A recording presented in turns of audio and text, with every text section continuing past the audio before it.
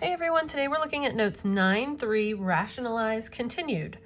So looking at number 1 and 2, it is a bit similar to what we've done before. However, one of the main differences now is that we have a binomial numerator.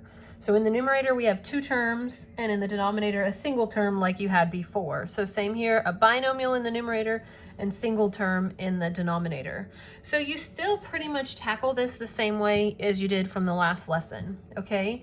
So here we have cube root of x squared. Okay, so that means to rationalize the denominator, to get rid of the radical in the denominator, you're going to need to multiply by whatever is going to get this out of the radical.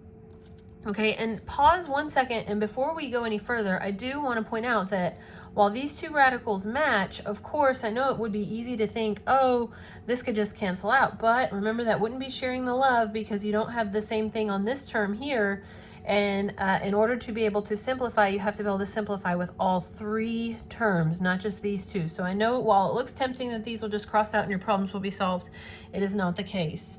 So like I said, what we need to do here is multiply by a cube root of, and let's think about it. So x squared means x times x. So essentially you've got 2 x's inside the cube root. So how many do you need in order for something to come out? Well, since it's cube root, you need 3. So you'll need to multiply by a single x, a cube root of x. So, and what that's going to do is, of course, you're going to distribute into both terms in the numerator. Okay, so that's going to put us with 4 cube root of x. When you multiply 4 times cube root of x, you get 4 cube root of x. And then plus, when you multiply cube root of x squared times cube root of x, of course, you're going to have cube root of x cubed. Okay, and then similar in the denominator. So in the denominator, when you multiply cube root of x squared times cube root of x, you're going to have cube root of x cubed. And when you have cube root of x cubed, that means you have 3 x's. That means you've got x times x times x. And since there's 3 x's, of course, a single x is going to come out. So you're going to have 4 cube root of x plus, and since this is cube root of x cubed, that's going to turn into just x. And then in the denominator, that's going to turn into just x. And again, I know it's tempting to want to cross these through and say, oh, that simplifies, but that wouldn't be sharing the love. Remember, you've got to divide all 3 terms, and not all 3 terms are divisible by x because this x is in the radical. It's not outside of the radical. It'd be a different story if it was out here, but since it's not, you can't simplify. Okay, so let's look at number 2 here. On number 2, same situation where you have a binomial in the numerator here. So let's talk about what we have. We have cube root of 4. Now you could multiply by cube root of 2 more 4s, 4 times 4, which is 16. But I like to break this up to work with smaller numbers. So actually, before I do this, you know what I'm going to do? I'm going to rewrite this. And this one especially because notice how here this was the same, so I kind of didn't need to rewrite because I already knew what was going on because I was dealing with it in the denominator. But here this is a bit different. So first thing I'm going to do is rewrite this as 7 plus cube root of, let's think about what 12 is. 12 is 4 times 3. So I'm going to do 3 times 4, but 4 is 2 times 2. So I'm going to break this up. 12 is 3 times 2 times 2. And then 4 here, so this is cube root of 2 times 2. Okay, that's not 22, it's 2 times 2. Okay, so then in order to rationalize the denominator, since this is a cube root, I already have 2 2's. I need a single 2 more. Okay, a cube root of 2, because that would put me with 3 of them. So remember to make sure that you distribute to both terms here. Okay, so that would give you 7 cube root of 2 plus, this would be cube root of 3 times 2 times 2 times 2. 3 times 2 times 2 times 2 over, in the denominator, of course, I guess I'm just going to write it broken up, 2 times 2 times 2. So then here I have 3 2's, and here I have 3 2's. So now you can see why I wrote it as broken up, because when you write it as broken up, it's just so much easier to really see what's going on and what's going to come out and what's going to stay in. So then here, 2 cube root of 3 all over 2. And then as I look at all three terms, 1, 2, 3, I ask myself, are all of these three terms divisible by one thing? And if this was divisible by 2, then you would be lucky. But since it's only these two that are divisible by 2, you have to leave it because that wouldn't be sharing the love. Okay, so we're going to just box it up as is. All right, so now we're going to get to something a little different. So that kind of piggybacks off of what we were doing before. But now let's talk about a different scenario here. Okay, so what I want to remind you of is something that we learned about back when we talked about complex numbers, and they're called conjugate pairs. So when we talked about complex numbers, we said a conjugate pair was something like 4 minus 3i and 4 plus 3i. Remember, those are conjugates. And we said something like 6i and negative 6i. Those are conjugates. Okay, but now we're dealing with radicals. So that was conjugates for complex numbers, but now let's talk about conjugates for radicals. So if you have something like negative 1 plus square root of 3, similar to how you change the sign on the term with the I, you change the sign with the term with the radical. So this would be negative 1, it would remain negative 1 minus square root of 3. Okay, and then say you had something like 7 minus square root of 6. Then of course the conjugate pair would be 7 plus square root of 6. Okay, so let's get a little more funky. What if they didn't have it in the proper order and they had the square root in front?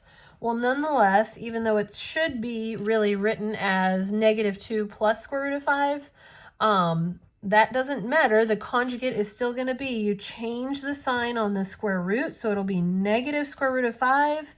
And then, of course, the term with the rational number is going to stay the same, minus 2. So notice the signs only changed on the term with the radical in the case of the radicals, and only changed, the signs only changed on the term with the I in the case of the complex numbers. Okay, but there's a couple of kind of funky things. So there's something else you might see. You might see something like 2 plus 3 square root 7. Okay, so, and then its conjugate pair would be 2 minus 3 square root 7. And then you might see something like, I don't know, 4 square root, let's say negative 4 square root 6 plus 1. Okay, then the conjugate pair for that would be positive 4 square root 6 plus 1. So make sure, again, the sign changes on the term with the radical. Now, there is a special case. Okay, this is a special case here. This last one we're going to talk about. And that's when, what happens when both terms are radicals? So if you had something like square root of 7 minus square root of 3, what would its conjugate pair be? Well, in truth, you can change the sign on either one of the radicals, not both. But I typically change the sign on the second. So this would be square root of 7 plus square root of 3. Okay, conjugate could have also been, you could have done square root of 7 minus square root of 3, and the conjugate could have been negative square root 7 minus square root of 3. That actually would have, they both would have worked. Okay, but as long as you're only changing the sign on one of the radicals, not both. So notice here I changed the sign on the first radical, and on this one I only changed the sign on the second radical. So that is a special case whenever you have two radicals. Okay, so now let's get to the lesson that involves this. So what I want you to notice, something I want you to notice is if I multiply, notice if I multiply conjugate pairs, if I notice, notice if I multiply conjugate pairs such as, let's take 3 plus square root of 2, say, and 3 minus square root of 2. So that's a conjugate pair, agreed? If I multiply, Okay, so when you multiply, of course, you're going to FOIL. First, outer. So 3 times 3 is 9. 3 times negative square root of 2 is negative 3 square root of 2.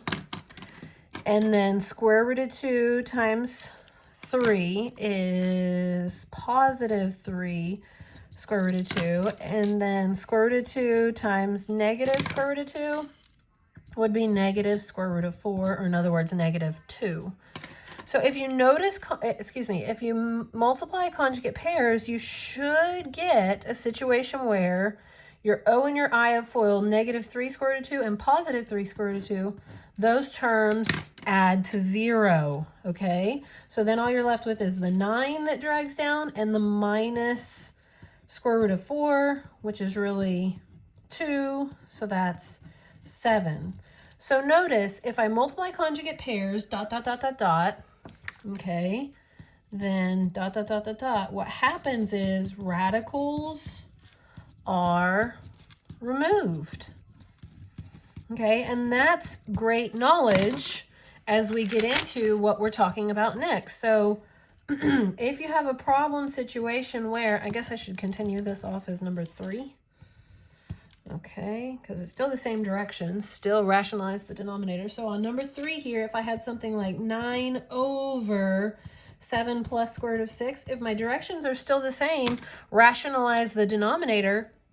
How do I do that when there's a binomial in the denominator? All along, I've had a monomial in the denominator, but when you have this binomial, you must multiply by the conjugate pair because the conjugate pair will remove the radical.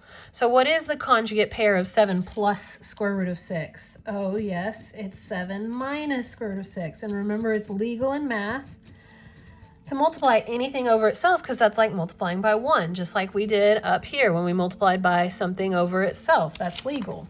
Okay, now you just have to be cautious because, of course, you've got a situation where you need to make sure and distribute.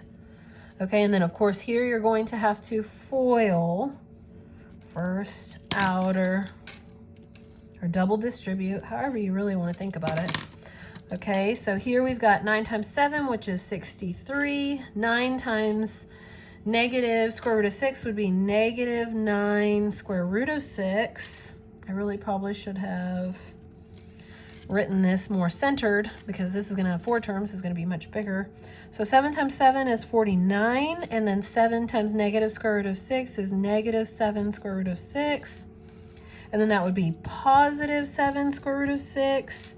And then negative 6, right? Because the square root of 6 times square root of 6 would be just 6, and then positive times a negative would be a negative. And again, like I mentioned before, when you multiply conjugate pairs, okay, since these two are conjugate pairs, what should happen is those middle 2 terms should add to 0. Negative 7 square root of 6 and positive 7 square root of 6 adds to 0. Okay, so in the numerator, you still have your 63 minus 9 square root of 6 over, and then you've got 49 minus 6, because that was a negative 6. So then you're going to have, I'm going to come down here, 63 minus 9 square root of 6 over 49 minus 6 is 43. So you always want to ask yourself, can I share the love? Are all 3 of these numbers divisible by the same thing? The answer is no. Both 63 and 9 are divisible by 9. But 43 is not divisible by 9. Okay, it's actually 4, 5, 6, 7. It's actually not divisible by 3. You cannot go any further with this. Okay, the only thing is you could leave this as your answer, or you might see a situation where, since there is a GCF in the numerator, you might see the author of the answer might do something like this. If I divide 63 by 9, I get 7. If I divide 9 by 9, I get an implied 1 that's already implied there. There is an implied 1 there out in front as a coefficient over 43. So I just factored out the GCF in the numerator. So you could see either answer. So just be prepared for that. Okay. All right. We just have 2 more quick ones, I think. And then we'll be done. So this is number 4. So on this one, negative 3 square root of 5 over square root of 7 minus 2. So again, how do I rationalize the denominator? Square root of 7. So the conjugate, remember, change the sign on the radical. So negative square root of 7 minus 2. And what you do on the bottom, you're doing on the top. So here, this is a single term that is joined. It's a single term. There's no plus or minus in between. That's a single term that's going to be distributed to both of these two terms. And then, of course, in the denominator, we have a situation where we must FOIL because we have a binomial by a binomial. Two terms here being multiplied. So in the numerator, negative 3 square root of 5 times negative square root of 7. A negative times a negative is a positive. That's going to be positive 3 square root of 35, yes? And then that's going to be a positive 6 square root of 5 all over. Oh, I probably should have left more room there. Centered that. That's okay. Square root of 7 times negative square root of 7 would be negative 7. And then outer would be negative 2 square root of 7. And then inner, negative times a negative is a positive 2 square root of 7. And then positive 4. So of course, like I mentioned earlier, if you did everything right, these two middle terms should add to 0, and they do.